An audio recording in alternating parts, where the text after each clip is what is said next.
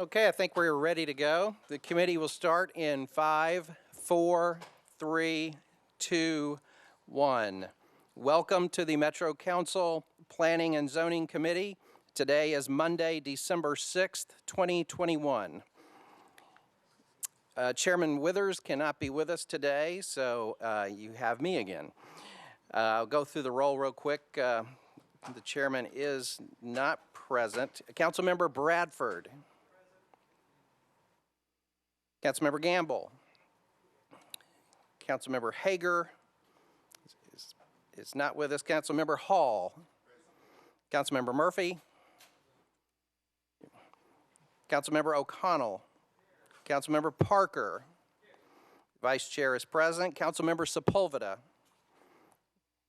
Councilmember Van Rees. Councilmember Welsh. Okay, the chair detects a quorum.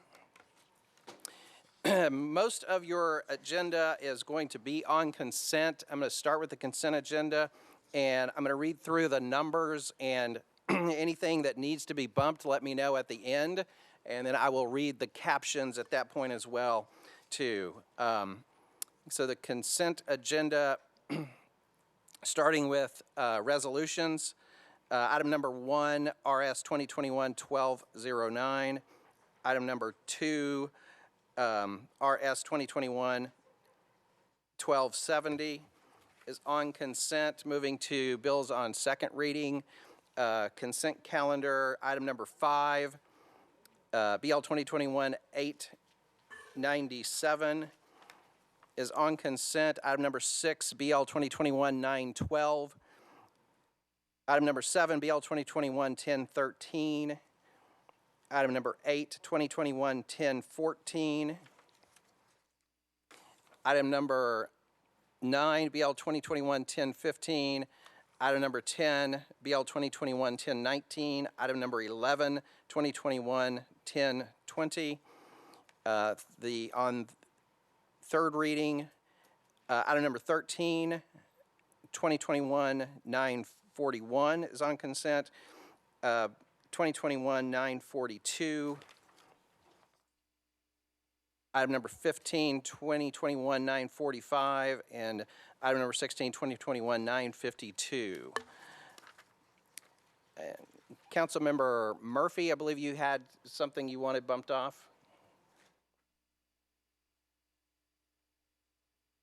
Hang on just a minute. Okay, try now. Yes, I would like to just remove from consent the 3 charter school lease agreements. So that would be item number 7, 8, and 9. Okay, items 7, 8, and 9 are removed from consent. Is there any other item to be removed from consent? Councilmember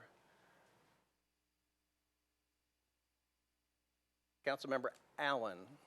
Thank you, Mr. Chair. I'm not on the committee, but I'm the sponsor of 912, and I need to discuss that one unless it's on consent for deferral. Let's see, item number 6, 912. Correct. Okay. Okay.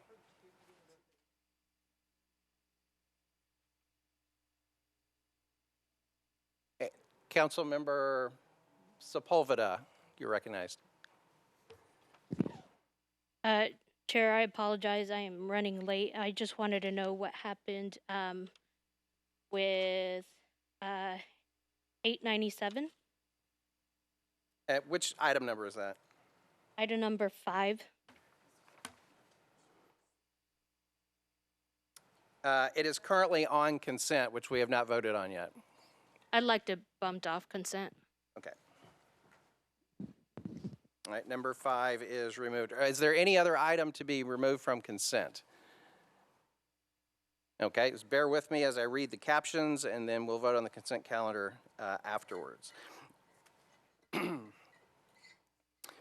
Resolutions on consent. Item number 1, RS 2021-1209, a resolution authorizing the Director of Public Property Administration or his designee to exercise an option to purchase a certain parcel property located at 1354 Brick Church Pike and 0 Brick Church Pike.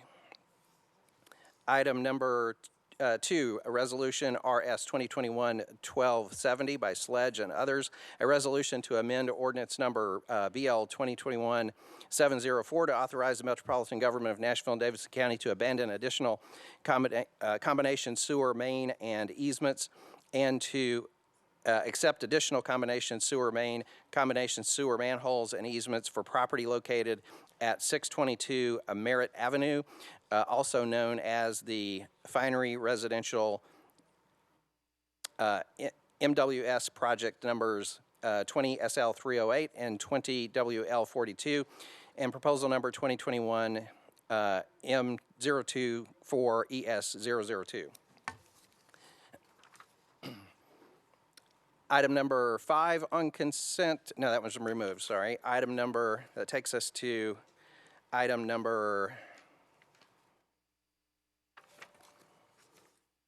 takes us to item number 10, BL 2021-1019 by Toombs and others, an ordinance authorizing Metropolitan Government of Nashville and Davidson County to abandon existing sanitary sewer main and sanitary sewer manholes, and to accept new sanitary sewer main and sanitary sewer manholes for 2 properties located at 2982 and 3010 Brick Church Pike.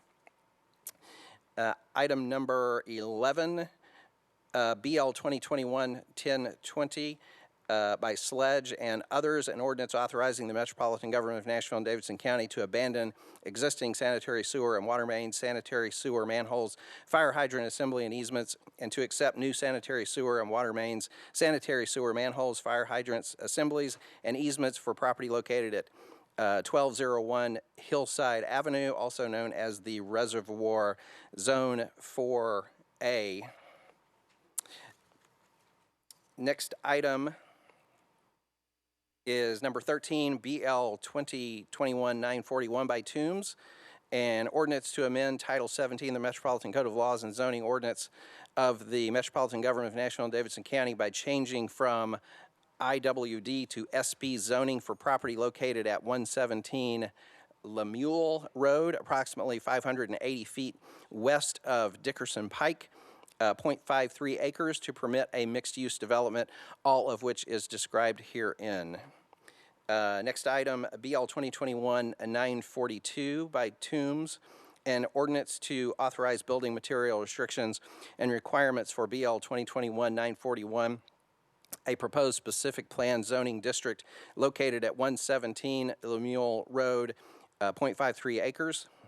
Okay, next item, number 15, 2021-945 by Toombs, an ordinance to amend Title 17 in the Metropolitan Code of Laws, the zoning ordinance of the Metropolitan Government of Nashville and Davidson County by changing from RS 7.5 to RM9-NS zoning for properties located at Monticello Drive unnumbered, approximately 100 feet east of Woodridge Drive, 7.93 acres, all of which is described herein. And then lastly, on the consent calendar, BL 2021-952 by Toombs, an ordinance to amend Title 17 the Metropolitan Code of Laws, the zoning ordinance of the Metropolitan Government of Nashville and Davidson County by changing from RS 15 to RM 6-NS zoning for property located at Ashland City Highway unnumbered, approximately 200 feet east of Abernathy Road, 1.07 acres, all of which is described herein.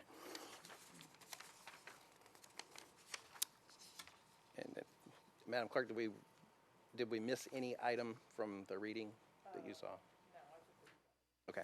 And that completes the reading of the captions of the consent calendar. Do we have a motion to approve the consent calendar? Motion is made. Do we have a second? Motion is made and properly seconded. All those in favor of passage of the consent calendar say aye. Any opposed, no. Consent calendar passes. It takes us to our regular agenda items. First up being items 3 and 4 by Rosenberg. Did we hear from that? Did we get the letter on that? Yeah. So we're good to defer indefinitely? Yeah, letter 2. Item number 3 and 4, do we read them? Do we read the captions? Okay. Items number 3 and 4 we'll take together. BL 2021-654 by Rosenberg, an ordinance to amend Title 17 of the Metropolitan Code of Laws the zoning ordinance of the Metropolitan Government of Nashville and Davidson County by changing from RM2 to RS40, property located at 6,000 River Valley Drive at the southeast corner of River Valley Drive and Newsom Station Road, and located within the planned unit development or overlay, 58.48 acres, all of which is described herein. And then item number 4, together with this one, BL 2021-655 by Rosenberg, an ordinance to amend Title 17 of the Metropolitan Code of Laws, the zoning ordinance of the Metropolitan Government of Nashville and Davidson County by canceling a portion of the Riverwalk planned unit development district located at 6,000 River Valley Drive of the southwest corner of River Valley Drive and Newsom Station Road, 58.48 acres, approved for 61 multifamily dwelling units, all of which is described herein. On these two, we have a letter from Councilmember Rosenberg to defer both indefinitely. So I will entertain a motion to do just that. Motion is made, properly seconded. All those in favor of the indefinite deferral of item number 3 and item number 4 say aye. Any opposed, no. They're deferred indefinitely.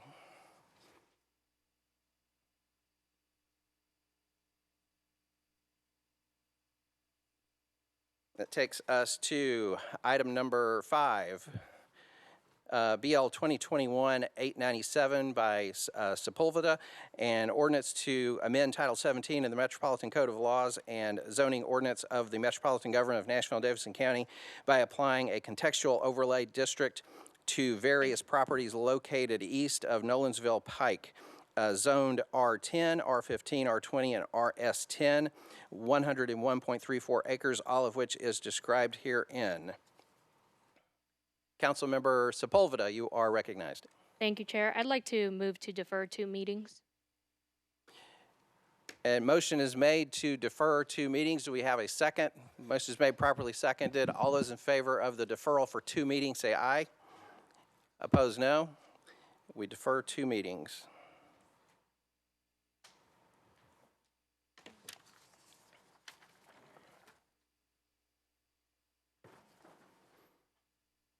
The next item, number 6, BL 2021-912 by Councilmember Allen and others, an ordinance amending Chapter 2.213 of the Metropolitan Code to create a mechanism for the implementation of the Inclusionary Housing Incentive Program.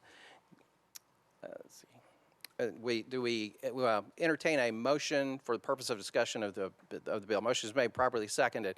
Councilmember Allen. Thank you, Mr. Vice Chair. I would like to ask someone on this committee to move to defer this to February 8th. We have some research we need to do, and we expect that to be done in December, which then puts it on the Planning Commission calendar in January, and so we'll be ready to come back here February 8th. So if someone can make that motion, I'd appreciate it. The motion is made and properly seconded to defer BL 2021-1014 to February 8th. All those in favor of this deferral say aye. Opposed, no. The deferral passes.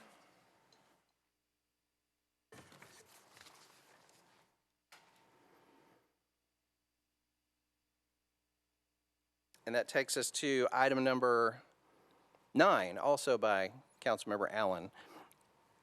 An ordinance approving a lease agreement by and between the Metropolitan Government of... one moment.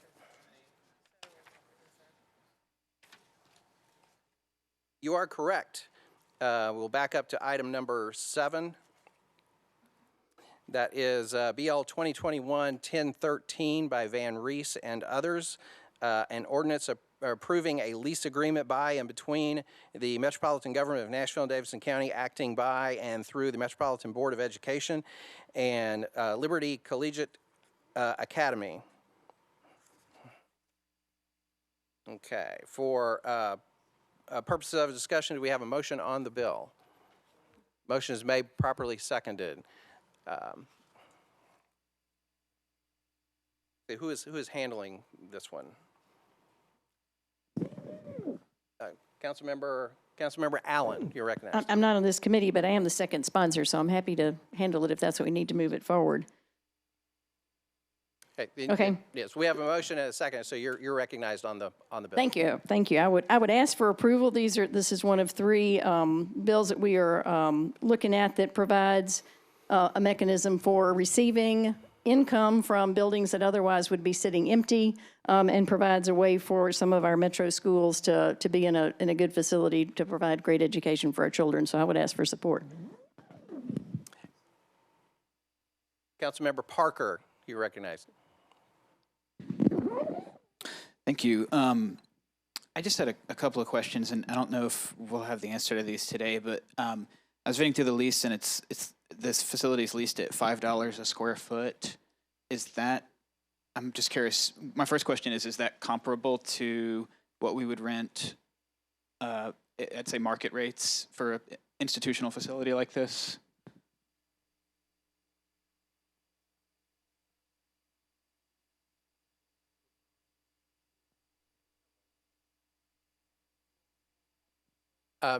David Prophet from Metro Schools, is that a question you can answer? Which one is his? Public table, right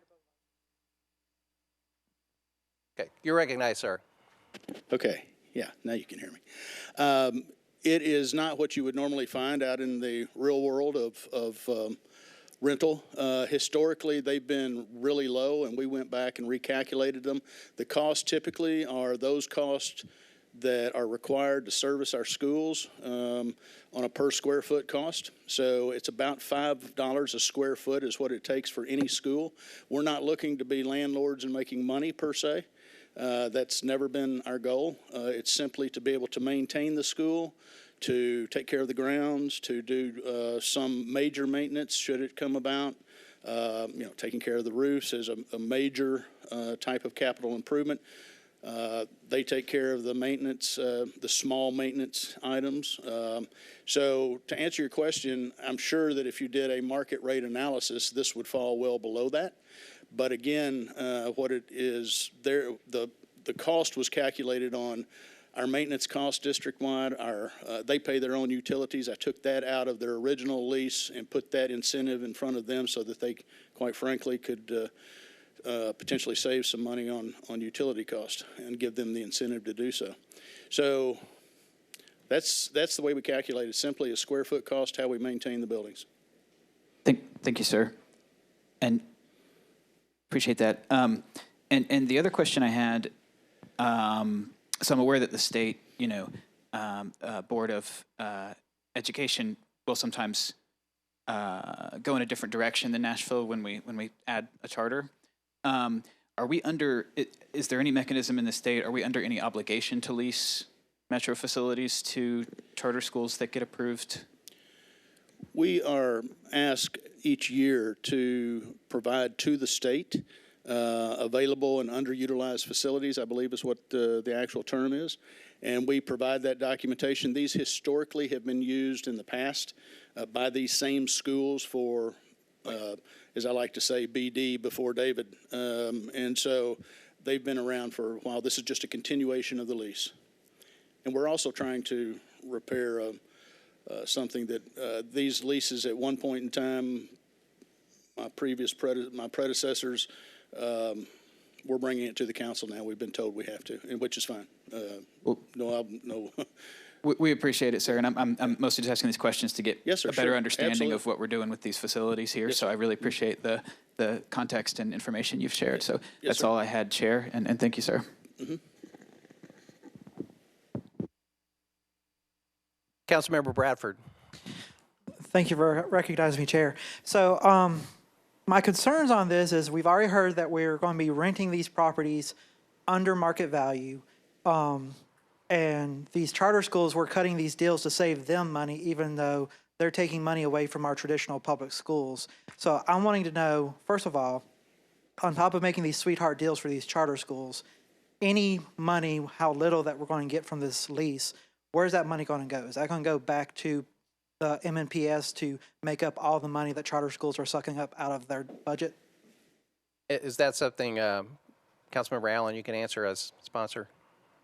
Or Mr. Prophet? Yeah, Councilmember, I can't speak to that piece specifically. I can tell you what's included in the lease cost, and those lease costs are what it costs to maintain the facility. And it's basically the legacy. That's what has been occurring for the past years. We just reviewed the cost from a district standpoint and have assessed the cost then to the charters for that. It's no special compensation or anything like that because they're charters. It's simply to cover our cost for maintaining the building, the grounds, long-term deferred maintenance, and so on. So it doesn't cover any of the cost to MMPS that goes directly to charter schools, and that doesn't go to our traditional public school students, correct? I can't speak to that, but as I said, these costs are strictly based upon lease cost and maintenance cost of the facilities. Thank you for that. That's all my questions.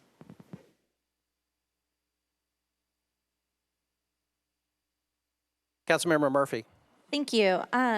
The comment was made that these buildings would sit empty anyway. And I know that thanks to Councilman Hall, we have legislation that we are supposed to be receiving lists of the Metro-owned properties in our district.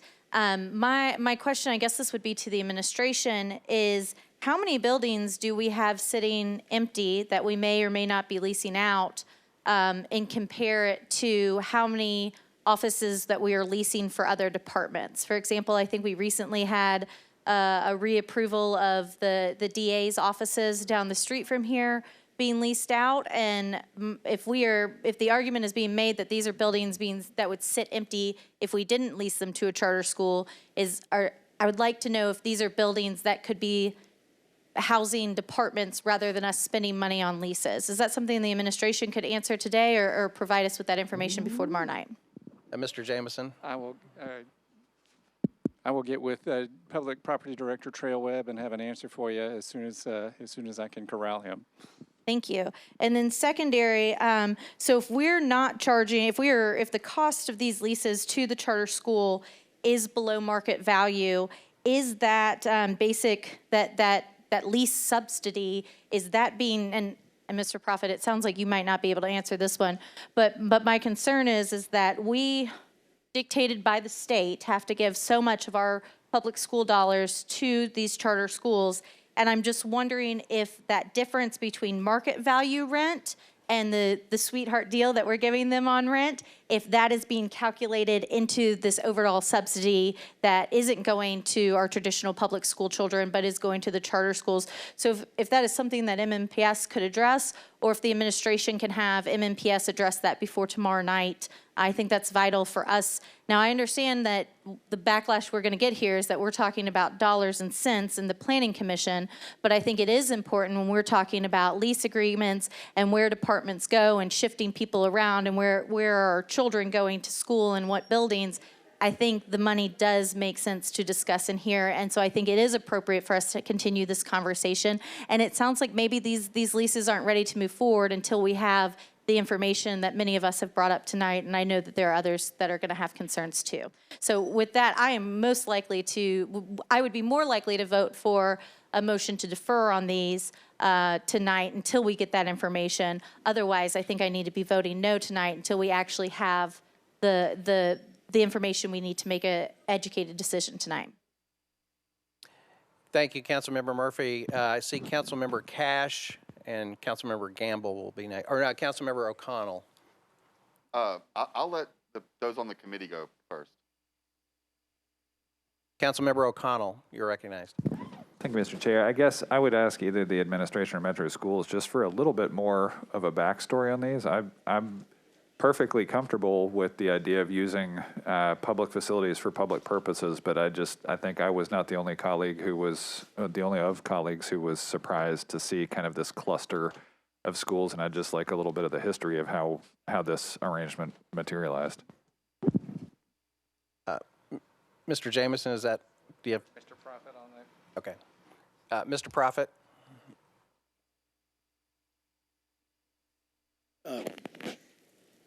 Councilmember, the history behind this is that prior to me, the previous directors leased these facilities.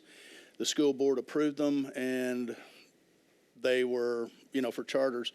These particular leases are continuations, by the way, of current leases that are there. Heretofore, though, they, for whatever reason, did not come to Metro Council. In discussing that with Metro Legal, it was determined that that was that had to happen when we renew leases. So now we've started any lease that we have with the charter schools or easements or many other land issues. They are now coming to Metro Council for approval. Thank you, Mr. Chair. Thank you.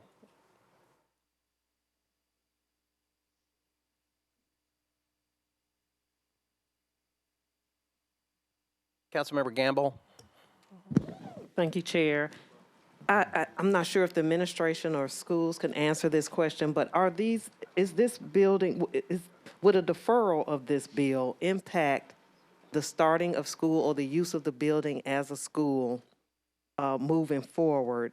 While I agree that it'll be helpful to have an overall comprehensive view of the lease agreements and the subsidy, how that impacts or weighs into the funding that we're allotted to give through the state contract. However, I think that's an overall view and shouldn't just be specific to this particular bill and the renewal of this lease agreement.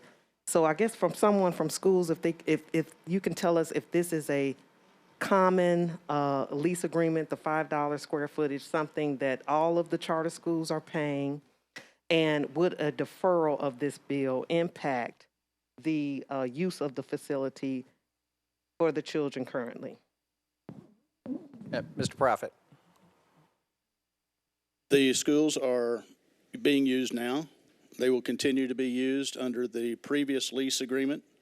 These particular leases are to write the cost better closely to what our costs are to maintain the facilities. And so that's one reason, but they would continue, and they would continue using them as charter schools as they do now.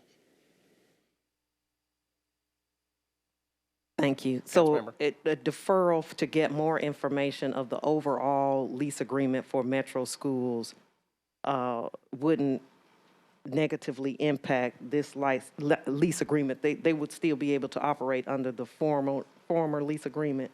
To the best of my knowledge, I'll have to confirm that with our procurement department, but I believe that's correct. Okay, because that's the problem that I have, deferring this and possibly interrupting the education of the students at this school currently while we get more information of the overall MMPS school lease agreement that could impact all schools, not just this school. And I'd hate to hold up this school lease agreement while we investigate and do that. So that's the concern I have about a deferral. Thank you. Mr. Prophet, did you have anything additional, Councilmember Not Gamble? unless she did. Okay. Councilmember Hall.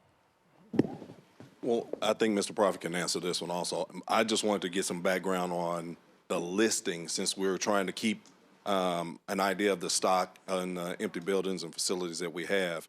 How are these buildings chosen, and what other ones are still in the queue? Mr. Prophet. I'm not sure. I'll be quite frank, council member. I did not bring the list of our entire list of charter schools that we have and when their leases are due or to be renewed. These are the only three that I'm aware of at this point in time. I can find that information out for you. Relative to when this the charter started using these schools was well before my time, over 7 years ago. Probably, well, I can find out when it started, but it's been some time, at least in excess, I think, of 10 years probably, or more. Councilmember Bradford.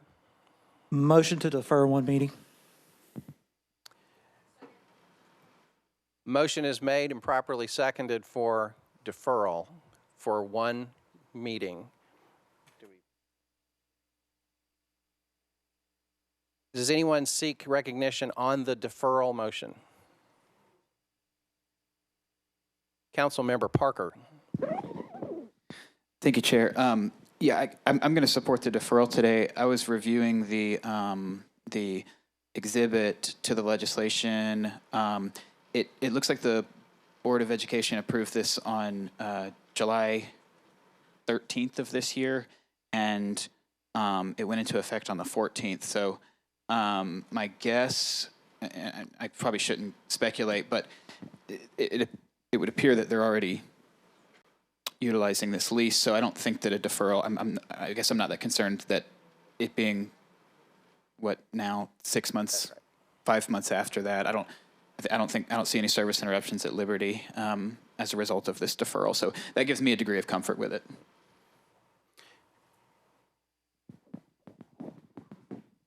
Thank you, Councilmember. Councilmember Murphy.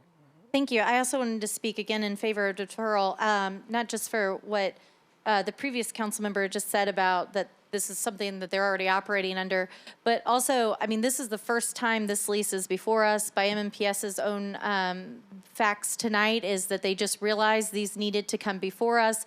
And so I don't think that deferring this one meeting or more to get the information is inappropriate, because the children are still going to be served. They're still receiving their education. But most importantly is if this is the first time these types of leases are coming before us, then we definitely need to look at it and ask these questions and get the information rather than passing it on through. And so I think a deferral is more than appropriate, not just for us, but for the other committees to get the same information as well. Thank you, Councilmember. Councilmember O'Connell on the deferral motion. Yes, thank you, Mr. Chair. Just coming back to it, I honestly couldn't tell. Is there an anticipated impact to a one-meeting deferral from either the administration or Metro Schools?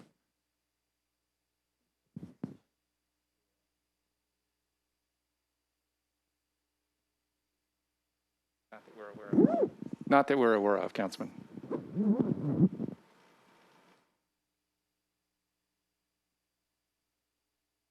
Councilmember Cash, you seek recognition? Thank you, I do, and I appreciate you recognizing me despite the fact that I'm not on the committee. I am on the Education Committee, and we had a meeting last week, and because this had been a resolution before the Education Committee a few weeks back, I took the opportunity to ask Chris Henson, the Director of Finance for Metro Schools, a few questions about this. And so I support the deferral, and in the interim, I hope some of these things can be addressed. So, and to go to Councilman Bradford's concern about charter schools taking money from Metro public schools in general, I think my understanding is that the money that is coming from this lease to the charter schools will go to the operating budget, and as Mr. Profit said, will go to pay for that staff that helps keep upkeep on the maintenance, the day-to-day maintenance of the building. And so it's kind of not taking some money from public schools in that way. But I also understand that there's no money going to the capital budget. And at some point, this property will need to be renovated, will be on the capital budget for renovation or something along those lines. That's not money we're collecting from this lease, is my understanding. I also have a concern that we're leasing space, and as I think Councilmember Murphy said, it's quickly said that if this space doesn't get leased to the charter school, that it will go empty. Well, I have concerns about that, and I know Metro isn't going to start leasing to commercial entities, and by policy it can't, but it could lease and has to other nonprofits. So I guess I'm curious why we have extra property that we could get some money off of to help with maintenance, but until a charter school comes along approved either by our school board or by the state, we pretend like we don't have any extra space to lease. So I guess I'd like to see a little bit more aggressive, that if we have some empty space in buildings and we have some opportunity to pull in some money from that we do so. Thank you. Thank you, Councilmember. Does anybody else seek recognition on the deferral? Okay, just to make sure that we're all on the same page, we are on item number 7, BL 2021-1013, a motion to defer one meeting. And that is a proper motion with a proper second. Are we ready to vote on the deferral motion? Councilmember Hall. Since on we the deferral. Since we took those all together, are we just going to do? We haven't taken 7? them all together. Okay, No, we didn't do that. just check. Councilmember Gamble. Yes, that's a good question, though. So we're going to vote on the deferral just for this one item and then discuss the other 2 school leases, or is it too late to take them all? We do have those other 2 items following this, but no one went down that road of putting them together.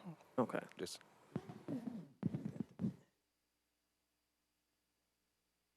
So we are ready to vote on the deferral motion, the deferral of 1 meeting of BL 2021-1013. All those in favor of the 1 meeting deferral, say aye.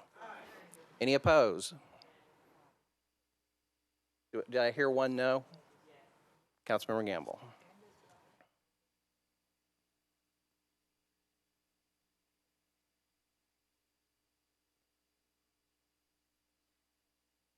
And the motion carries.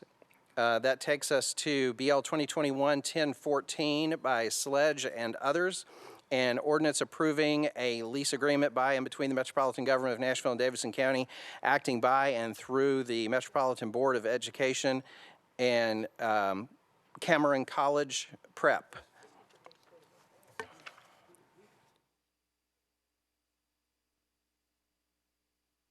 Councilmember Sledge, do you intend to move the bill?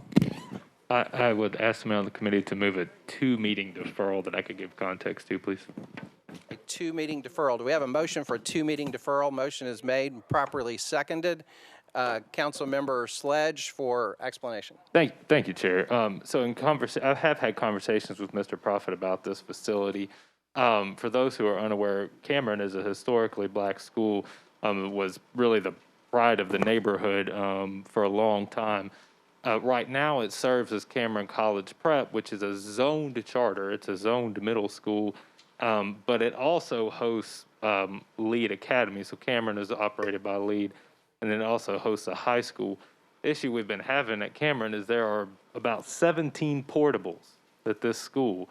And one of the things that Mr. Prophet and I have been talking about, Mr. Prophet has actually stopped applications for additional portables.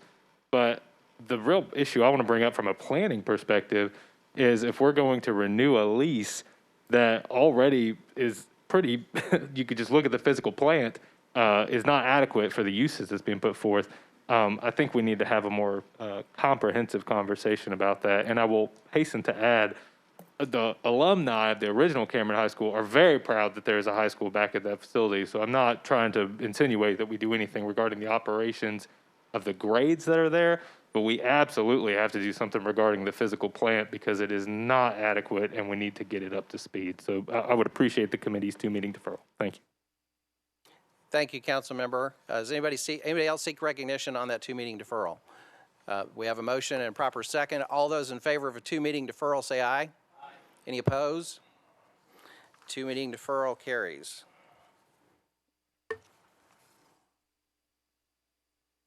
That takes us to item number 9, BL 2021-1015 by Allen and others.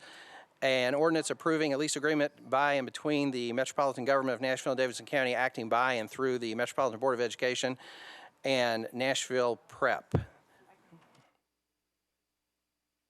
motion is made for discussion, properly seconded. Councilmember Allen on your bill. Thank you. I just request that someone move for a 1-meeting deferral. Motion is made for 1-meeting deferral and properly seconded. Is there any discussion on the deferral? All those in favor of a 1-meeting deferral say aye. Any opposed? Motion carries.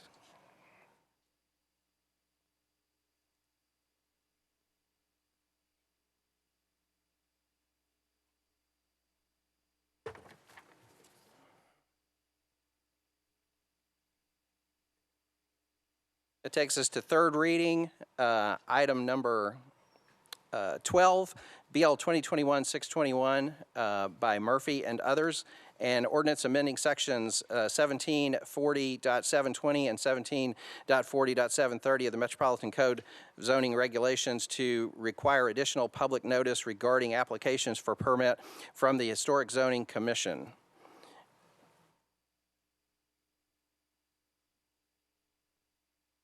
Councilmember Murphy, do you seek to move the bill? Yes, so I'm going to make a motion to defer one meeting. I was going to move to put the substitute on and then defer one meeting, but we were waiting on some information from legal. And so what we're going to do tonight is the substitute is out there for y'all to review and see if you have any questions and feed them back to our staff that we can get you information on. But after talking to my co-sponsors tonight, I think it's best that we just defer this until we get further clarification from legal.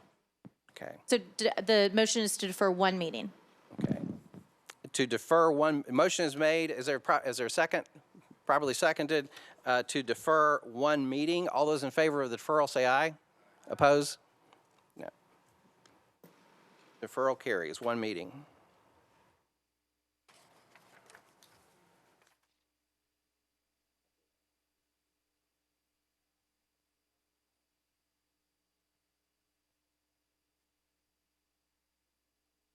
It's a one meeting. We did it. Yeah. Then that's it. Okay. That is the last item on the calendar. Is there any other business to come before the committee? Seeing none, we are adjourned. Thank you.